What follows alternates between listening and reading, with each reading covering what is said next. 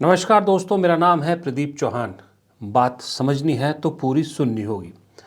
दोस्तों, मैं अपने एडिटर से कहूँगा कहीं दाएं या बाएं मेरा ये एक वीडियो लगाए जो न्यूज़ 18 का वीडियो है। ये न्यूज़ 18 अंबानी का चैनल है। अब इसमें आप देखेंगे कि प्रियंका गांधी बिहार में बगहा में वहाँ का जो एक थारू नृत्य है लोकल कलाकारों के साथ वो नृत्य कर रही हैं। ये दिखा रहा है ये चैनल, लेकिन जो एंकर इस नृत्य के बारे में बता रहा है उनकी जरा एक बार भाषा सुनिए। गांधी ने बगहा के हरना टांड में थारू नृत्य पर ठुमके लगाए। महिलाओं के साथ प्रियंका गांधी के ठुमके का वीडियो भी सामने आया, जो आपके टीवी स्क्रीन पर आपको हम दिखा रहे हैं। दरअसल प्रियंका गांधी हरना टांड में चुनावी सभा को संबोधित करने पहुंची थी और तभी प्रियंका गांधी वहां पर मौजूद जो स्थानीय कलाकार थे थारू नृत्य कर रहे थे उनके साथ ठुमके लगाती हुई नजर आ रही हैं, जो तस्वीर आप देख रहे हैं। मैं पूरा स्क्रीन पे आपको नहीं दिखाना चाहता था क्योंकि इनको पूरा स्पेस देने की इनकी औकात नहीं है। खैर, मैंने आपको इसलिए दिखाया कि इसमें बार बार ये एंकर ने एक शब्द का इस्तेमाल किया, प्रियंका गांधी ठुमके लगा रही थी, प्रियंका गांधी ठुमके लगा रही थी। एक पार्टी की सीनियर नेता जो महिला हैं, एक माँ भी हैं और 50+ उम्र की हैं, बड़ी नेता हैं, ठुमके लगा रही थी। क्या यही भाषा कभी आपने बीजेपी नेताओं के बारे में सुना है? एंकर जो नेशनल चैनल के गोदी मीडिया के एंकर ऐसी भाषा का इस्तेमाल करते हैं। नृत्य कर सकते थे, बोल सकती थी कि प्रियंका गांधी उनके साथ नाची, प्रियंका गांधी ने उनके साथ नृत्य किया या प्रियंका गांधी भी उनके साथ थिरकी। ठुमके शब्द आपको मालूम है ना, ठुमके शब्द किस लहजे में बोला जाता है? ये गोदी मीडिया की असलियत है। महिला के बारे में एक महिला ही ऐसी भाषा का इस्तेमाल कर रही थी। तो ऐसी गोदी मीडिया को अगर कोई मुंह पर करारा जवाब ना दे तो क्या करें? इनको बेइज्जती की दरअसल आदत सी पड़ गई है, मुझे ऐसा लगता है। बिना बेइज्जती के इनका खाना हजम नहीं होता। पॉलिटिकल पार्टीज, खास करके कांग्रेस ने बहुत साल थोड़ी सी लज्जा की, थोड़ी सी एक लाज शर्म या थोड़ी सी एक मर्यादा रखी कि बेशक इन चैनलों पर जानबूझ के कांग्रेस को नीचा दिखाने का पूरा प्रोपेगेंडा चलता रहा, इनके नेताओं को नीचा दिखाने का पूरा प्रोपेगेंडा चलता रहा, फिर भी कांग्रेस के प्रवक्ता, कांग्रेस के नेता एक जो है ना वो एक मर्यादा रखते थे। लेकिन पिछले कुछ सालों में इन्होंने मजबूर कर दिया विपक्ष की सभी पार्टियों को अपनी मर्यादा लांघने का, और इनको इन्हीं की भाषा में जवाब देने के लिए मजबूर इन्हीं गोदी मीडिया ने किया है, इन्हीं एंकरों ने किया है। और इस पूरे मामले में अगर सबसे बेहतरीन मुझे लगता है कोई इन गोदी मीडिया को इनकी असली औकात बताता है ना, तो वो है पवन खेड़ा। जी हाँ, कांग्रेस के पवन खेड़ा। पवन खेड़ा जब से मीडिया इंचार्ज बने हैं कांग्रेस के, जब से उन्होंने संभाला है, तब से लगातार पवन खेड़ा ने मीडिया को उनकी असली औकात दिखाई, गोदी मीडिया को। सुप्रिया श्रीनेत ने सोशल मीडिया कमान संभाली तो सुप्रिया श्रीनेत ने भी करारा जवाब दिया, लेकिन जिस भाषा में, जिस लहजे में और जिस अंदाज में पवन खेड़ा इनकी धुनाई करते हैं ना, इस गोदी मीडिया की धुलाई करते हैं, वो कई बार सुन के शुरू में थोड़ा सा अजीब लगता था कि भाई हम भी इसी फैटर्निटी से निकले हैं, इसी फैटर्निटी में अभी भी हैं, इन्हीं चैनलों से हम निकले हैं, अच्छा नहीं लगता था। लेकिन अब तो सही में बताऊं आपको कि गोदी मीडिया की जब पवन खेड़ा धुलाई करते हैं ना, तो कई बार सुनने में मजा भी आता है। चलिए आपको भी सुनाता हूं। ब्राजीलियन मॉडल वाला जो उदाहरण है, जब आप वोट देने जाते हैं तो आपका जो स्लिप होती है वो देखा जाता है, लिस्ट में आपकी फोटो और फिर आपका चेहरा से उसकी टैली किया जाता है, तुलना की जाती है, उसके बाद आपको वोट देने की अनुमति होती है। ये जब सामने आपके ब्राजीलियन मॉडल की फोटो है तो आपने वोट देने की अनुमति कैसे दी? बहुत गंभीर सवाल ये उठ रहे हैं। आज दिन भर हम देख रहे थे कुछ, मैं उनको भूतपूर्व पत्रकार कहूंगा, आजकल वो एंकर हैं, तो जो भूतपूर्व पत्रकार, उनको अगर पत्रकार कहूं तो आप सबका अपमान है, इसलिए उन्हें पत्रकार नहीं कहूंगा। तो जो भूतपूर्व पत्रकार हैं वो लोग बड़ी कोशिश कर रहे थे, और हैरानी की बात है कि वो डिफेंड कर रहे हैं।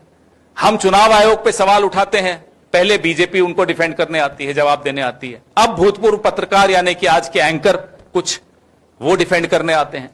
कह रहे साहब ब्राजीलियन मॉडल इतनी दूर से आई और इतने जगह पर जाकर वोट दे गई। महामूर्खों, इतना तो समझो कि वो खुद नहीं आई थी, उसका चेहरा, उसकी फोटो इस्तेमाल हुई थी। अब मुझे बोलने में बड़ा अटपटा लगता है। महामूर्ख, हमारे सब साथी हैं ये लोग, ये जो एंकर ट्वीट कर रहे हैं। आप भी जानती हैं किसके लिए बोल रहा हूं, आप सब जानते हैं किसके लिए बोल रहा हूं कि ब्राजीलियन मॉडल इतना दूर से कैसे आई। अरे भाई, आईटी सेल ने आपको कुछ बना के भेज दिया, आप यूं ही पढ़ लेंगे, अपना दिमाग नहीं लगाएंगे। इतनी मूर्खता आज का पत्रकार तो नहीं कर सकता, ये भूतपूर्व पत्रकार कर सकते हैं। पवन खेड़ा ने बिल्कुल सही कहा कि सब के सब जितने अभी लाखों करोड़ों का पैकेज लेके बड़े बड़े एंकर बने हुए हैं, ये सब के सब पूर्व पत्रकार हैं, क्योंकि पत्रकार ये नहीं रहे। मैं आपको बताऊं, जब हम लोग इन चैनलों में काम किया करते थे, वो दौर ही अलग था।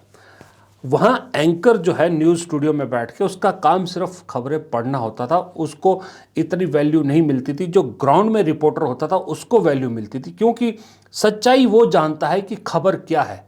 एसी स्टूडियो में बैठ के मोटी मोटी तनख्वाहें लेके आप ज्ञान पर किसी और का लिखा हुआ ज्ञान पेलते हैं ना, तो उससे आप पत्रकार नहीं बनते। लेकिन बदकिस्मती देखिए, 2014 के बाद वही सब ज्ञान पेल रहे हैं जो सारा दिन एसी रूम में बैठे रहते हैं, जिनका सिर्फ सोर्स ऑफ न्यूज़ एक ही है, और वो है प्रधानमंत्री के दफ्तर से आने वाली चिट्ठियां या मैसेज या व्हाट्सएप, बस। तो ये पत्रकार कहीं से भी नहीं है। पवन खेड़ा से मैं बिल्कुल सहमत हूँ, ये पत्रकार तो किसी भी एंगल से है ही नहीं।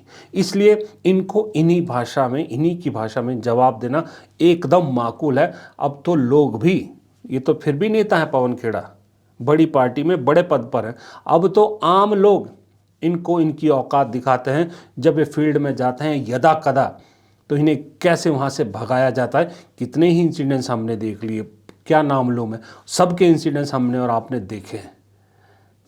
जब पब्लिक ही जूता मारने लग जाए तो समझ लीजिए आपकी औकात या आपकी क्रेडिबिलिटी कितनी शून्य हो चुकी है। खैर, अब इन पे गोदी मीडिया पे इससे ज़्यादा वक्त ना मेरे पास है ज़ाया करने के लिए, ना ही आपके पास होगा, जाहिर सी बात है।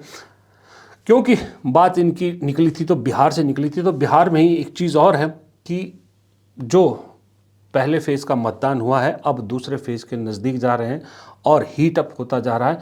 ऐसे में मैंने अक्सर कांग्रेस की बात की, सब बातें की, लेकिन एक शख्स की बात करना मुझे लगता है थोड़ी सी उस पर जिक्र करना ज़रूरी है, वो है तेजस्वी यादव। तेजस्वी यादव की ये तस्वीरें आपकी स्क्रीन पे होगी। तेजस्वी यादव की कसम से अगर आप सभाएं देखो ना, और उन सभाओं में जो भीड़ आ रही है और तेजस्वी यादव जो मेहनत कर रहे हैं, उस सब के लिए उस आदमी को एक बार सैल्यूट तो बनता है। दरअसल किसी ने ठीक लिखा था सोशल मीडिया पे, जब तेजस्वी यादव की सभा में लाइट काट दी जाती है और मोबाइल फ़ोन्स जो है लोग ऑन करते हैं, तो दरअसल ठीक कहा था किसी ने कि ये लड़ाई दिए और तूफ़ान की है। इस तूफ़ान को दम दिखाना होगा और इस दिए को दम दिखाना होगा, और इस सरकारी तंत्र के तूफ़ान के आगे टिका रहना होगा। तेजस्वी यादव की सभाओं में न सिर्फ भीड़ आ रही है, बल्कि भीड़ जेन्युइनली वो आ रही है जो शायद वोट में कन्वर्ट हो रही है। तेजस्वी यादव के वादों पर युवाओं को, खास करके बिहार के युवाओं को बहुत भरोसा है। तेजस्वी यादव के वादों पर महिलाओं को भी भरोसा है। इसलिए मेरे हिसाब से अगर महागठबंधन अच्छा परफॉर्म करता है बिहार में, तो उसका एक बहुत बड़ा श्रेय तेजस्वी यादव को ज़रूर जाना चाहिए। हालांकि तेजस्वी यादव आपको कहीं मेन मीडिया में नहीं दिखेंगे, कोई उन्हें कवर नहीं कर रहा, कोई उन्हें स्पेस नहीं देता, जबकि असल खिलाड़ी इस वक्त बिहार के मैच के वही है। असल खिलाड़ी वही है, सही में बताऊं। और दूसरा खिलाड़ी जो चुपचाप खेल रहा है, गेम कर रहा, वो है नीतीश कुमार। ये दो खिलाड़ी नज़रों से दूर लेकिन अपनी गेम पूरे ज़ोर शोर से खेल रहे हैं, और तेजस्वी यादव मैच जीत सकते हैं इस बार, इसकी पूरी संभावना है। क्योंकि पहले दौर के मतदान ने बहुत सी गलतफहमियां दूर की है। पहली बार इस बिहार के मतदान को लेकर या बिहार चुनाव को लेकर या और चीज़ों को लेकर मैं प्रशांत किशोर की बात से भी सहमत हूँ।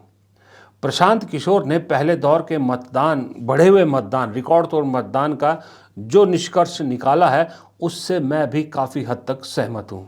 30 सालों में नहीं, आज़ादी के बाद बिहार में हुए चुनाव में ये सबसे ज़्यादा वोटिंग परसेंटेज है। ये दो बातों को दिखाता है। पहला कि जो बात हम लोग पिछले कई महीनों से, बल्कि मैं 1-2 साल से कह रहा हूं कि बिहार में 60% से ज़्यादा जनता बदलाव चाहती है और पिछले 25-30 साल से जो राजनीतिक विकल्प के अभाव में एक तरह से धीरे धीरे राजनीति को लेकर, चुनाव को लेकर उदासीनता बन गई थी, विकल्प नहीं था लोगों के पास। अब जनसुराज के आने से उनको एक नया विकल्प मिला है और बढ़ा हुआ जो वोटिंग परसेंटेज है वो 2 बातों को दिखाता है। एक कि लोगों को एक नए विकल्प को देखकर उत्साह रहा है और बड़े पैमाने पर वोटिंग हुई है, बदलाव के लिए वोटिंग हुई है। और दूसरी बात, जो बड़े प्रवासी मजदूर हैं जो बहुत बड़ी संख्या में छठ के बाद रुके हुए हैं, उन्होंने अपना और अपने परिजनों का, अपने मित्रों का जो वोट कराया है उसने सबको सरप्राइज़ किया है। और जितने लोग ये बैठे हुए थे कि महिलाओं को 10,000 पैसा मिल गया और उसी से हम लोग जीत जाएंगे, इन चुनाव में महिलाएं तो हैं ही, लेकिन महिलाओं से बढ़कर प्रवासी मजदूर एक्स फैक्टर है। इस चुनाव का एक्स फैक्टर प्रवासी मजदूर हैं। वो क्या कर रहे हैं, वो अपने दोस्तों, मित्रों, परिवार वालों से कैसे वोट करा रहे हैं, इसी से बिहार का चुनाव तय होगा। जनसुराज कितना कॉन्फिडेंट है अपनी जीत को लेकर के? कितनी सीट? जनसुराज बिल्कुल कॉन्फिडेंट है कि 14 तारीख को आप देखेंगे इतिहास लिखा जाएगा। बड़े बड़े पंडित, कोई ये नहीं बता रहा था कि जनसुराज इस बार इतने बड़े पैमाने पर वोटिंग होगी।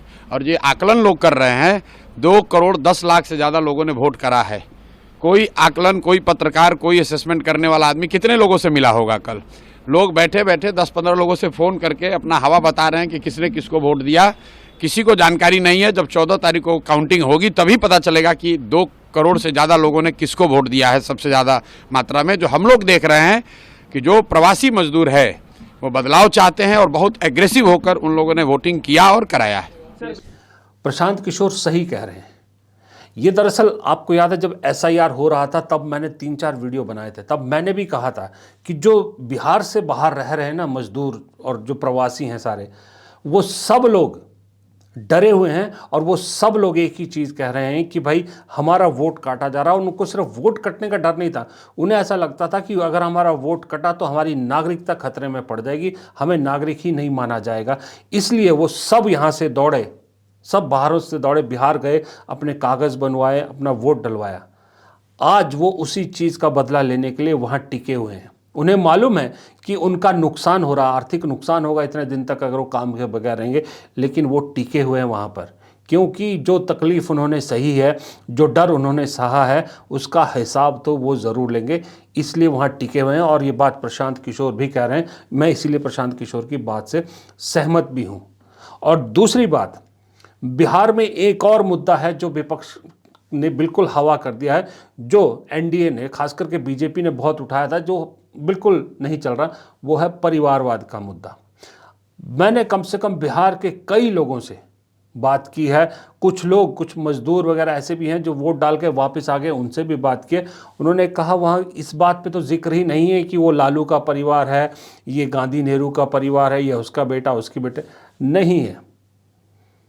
वहाँ मुद्दा सिर्फ और सिर्फ इतना है कि हमें घर जाने का मौका कौन देगा, हमें बेरोज़गार वहाँ रोज़गार कौन देगा ताकि हम अपने घर लौट सके, कौन हमारे बच्चों को अच्छी शिक्षा देगा। यानी परिवारवाद का मुद्दा तो कंप्लीटली ख़त्म। और परिवारवाद का मुद्दा आता है तो अब राहुल गांधी भी एक सही तरीके से जवाब देना सीख गए मेरे हिसाब से। वो भी अब उंगली जब उनकी तरफ परिवारवाद को उठती है तो वो बता देते हैं कि 3 उंगलियां तुम्हारी खुद की तरफ हैं, खास करके अमित शाह की तरफ। देश में आजकल बस 50-60 लोग सपना देख सकते हैं। अंबानी के बेटे हो, अदानी के बेटे हो, अमित शाह के बेटे हो, जो सपने देखने देख लो। अमित शाह के बेटे को क्रिकेट बैट पकड़ना नहीं आता।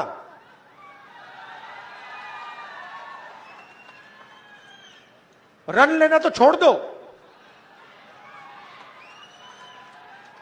मगर है वो क्रिकेट का चीफ। पूरी क्रिकेट कंट्रोल कर रखी है। क्यों कर रखी है? पैसा। तो कहानी बिहार की ये है। और बस थोड़ा 1-8 दिन और हैं, 1-2 दिन और हैं, जब उसके बाद प्रचार थम जाएगा दूसरे चरण का भी। फिर उसके बाद 14 नवंबर को, जैसा मैंने कहा, पंडित नेहरू के जन्मदिन वाले दिन, क्या नेहरू की लेगेसी जिसे ज़ोहरान ममदानी ने न्यूयॉर्क तक दोहराया। अच्छा, मज़े की बात है, वो ज़ोहरान ममदानी से भी यहाँ इसी गोदी मीडिया को ऐसी तकलीफ़ है, लोगों को ज्ञान दे रहे हैं कि वहाँ पर एक जो है वो ज़ोहरान ममदानी जीत जाता है तो खुशियाँ यहाँ मनाई जाती है, क्योंकि वहाँ पर जो है वो एक ऐसा आदमी जीता है जिसके जीतने हारने से यहाँ कोई फ़र्क नहीं पड़ता। फिर भी यहाँ के लोग, यानी खास करके मुसलमानों को ही कह रहे थे वो, कि खुशियाँ मना रहे हैं। जबकि यही गोदी मीडिया अपने पता नहीं क्यों नहीं दामन, शर्म आती होगी इनको लिखते हुए, ये सब करते हुए। जब वहाँ डोनाल्ड ट्रंप जीत रहा था तब यहाँ ये लोग खुशियाँ मना रहे थे। वो किस चीज़ की खुशियाँ मना रहे थे? तब क्या डोनाल्ड ट्रंप इनका मामा था? वहाँ मामा जीता था क्या? डोनाल्ड ट्रंप ने तो जीत के बाद भारत का नाम तक नहीं लिया। ज़ोहरान ममदानी ने नेहरू को कोट किया पहले ही भाषण में। इसके लिए तो आपको प्राउड होना चाहिए था कि भारत के पहले प्रधानमंत्री को कोट किया। उल्टा जो ज़ोहरान ममदानी की जीत पे बधाई दे रहे हैं या उसे अच्छा कह रहे हैं, उनको ज्ञान बांट रहे हैं, और खुद ट्रंप मामा की जीत पर हवन और वगैरह ना जाने क्या क्या कर रहे थे। उन्हीं ट्रंप मामा ने आपके मोदी जी को कितनी बार, अब तो गिनती भी भूल गए कि कितनी बार बेइज्जत किया है, वो इन्हें याद नहीं आता। खैर छोड़िए, फिर मैं थोड़ा सा भटक गया था, इन पर जो है वो जवाब देने लगा था। खैर छोड़िए, लेकिन उम्मीद करता हूँ कि आपको ये वीडियो पसंद आएगा। वीडियो पसंद आया तो लाइक कीजिएगा, शेयर कीजिएगा और कमेंट बॉक्स में अपनी राय देना मत भूलिएगा। फिर मुलाकात होती है, तब तक मुझे इजाज़त दीजिए। नमस्कार।